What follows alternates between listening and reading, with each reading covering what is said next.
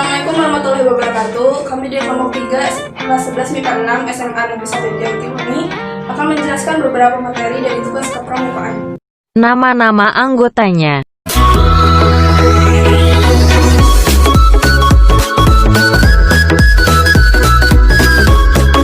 Langsung saja ke videonya.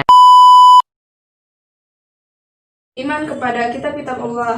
Iman kepada kitab-kitab Allah berarti mempercayai dan meyakini bahwa Allah Subhanahu wa Ta'ala menurunkan wahyunya kepada para nabi dan rasul melalui perantara malaikat Jibril untuk disampaikan kepada umat manusia. Tujuan dari beriman kepada kitab-kitab Allah yaitu 1.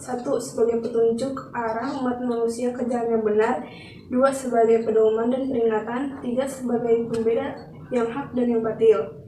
Kitab-kitab Allah ada 4. Yang pertama kitab Taurat. Kitab Taurat diturunkan kepada Nabi Musa di bukit di Tulisina Mesir dalam bahasa Ibrani untuk umat Yahudi.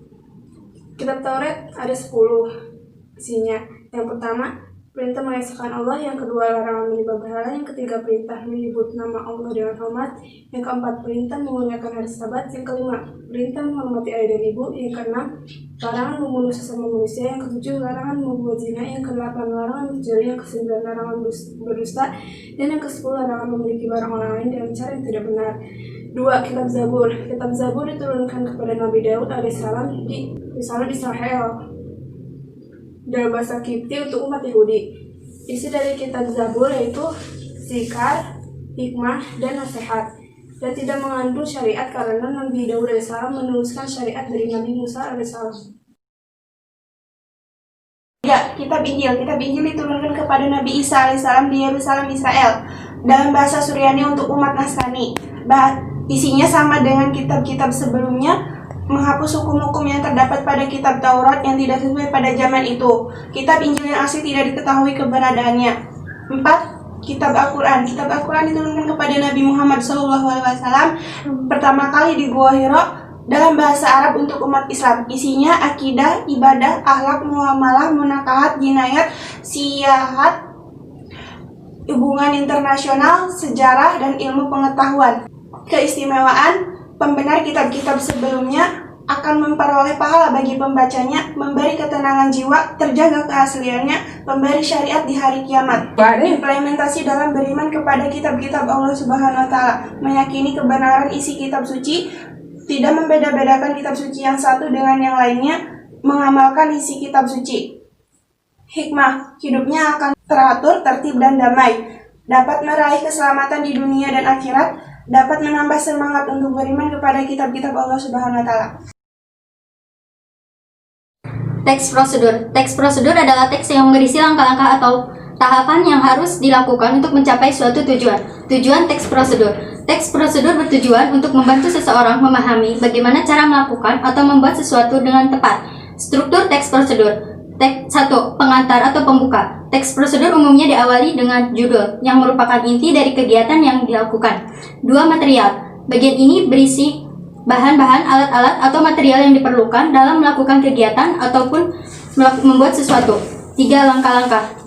Bagian ini berisikan langkah-langkah yang harus dilakukan untuk memperoleh hasil sesuai dengan tujuan teks prosedur. 4. Simpulan. Bagian ini berupa kalimat atau paragraf yang menjelaskan hasil yang didapat setelah melakukan setiap langkah kegiatan.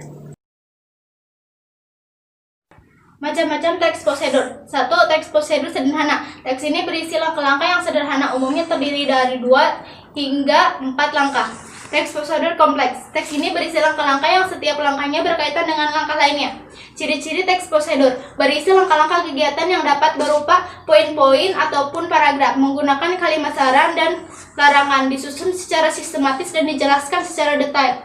Berisi informasi yang bersifat objektif, terdiri bilangan urutan atau angka yang menunjukkan urutan atau langkah prosedur. Kaidah kebahasaan teks prosedur: menggunakan kata kerja perintah atau imperatif, menggunakan kata teknik yang berkaitan dengan topik bahasa, menggunakan kalimat penghubung konjungsi temporal, menggunakan kalimat persuasif, menggunakan gambaran terperinci tentang benda dan alat yang dipakai. Sel merupakan unit struktural dan fungsional terkecil dari kehidupan. Sel merupakan komponen pembentuk organisme hidup. Sel pertama kali dilihat oleh seorang ilmuwan Inggris bernama Robert Hooke pada tahun 1665. Hooke melihat sel melalui sayatan tipis dari batang tumbuhan di bawah mikroskop cahaya, dan ia menganggap hal tersebut sebagai suatu kamar kosong, selula. Jenis sel dibagi menjadi dua. Yang pertama, sel prokariotik, yaitu sel yang tidak memiliki membran inti, contohnya sel bakteri. Kedua, sel eukariotik, yaitu sel yang memiliki membran inti, contohnya sel jamur, sel hewan, dan sel tumbuhan. Ukuran sel. Sel memiliki ukuran beragam. Umumnya berdiameter sel berkisar 1-100 mikrometer dan volumenya berkisar 1-100 mikrometer kubik. Sel hewan berdiameter sekitar 20 mikrometer, sel tumbuhan berdiameter sekitar 40 mikrometer, sel amoeba berdiameter sekitar 90-800 mikrometer, sel alga yang besar berdiameter sekitar 50 mikrometer.